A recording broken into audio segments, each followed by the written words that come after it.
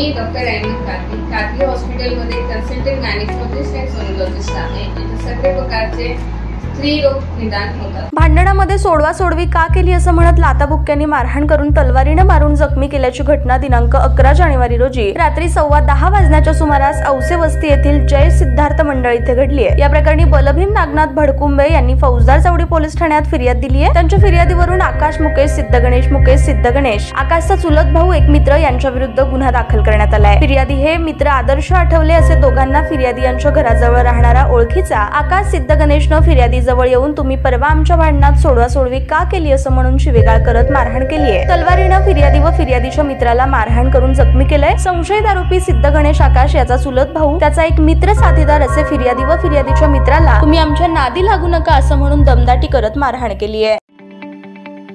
ताज्या बातम्या पाहण्यासाठी प्राईम महाराष्ट्र न्यूज चॅनलला सबस्क्राईब करा.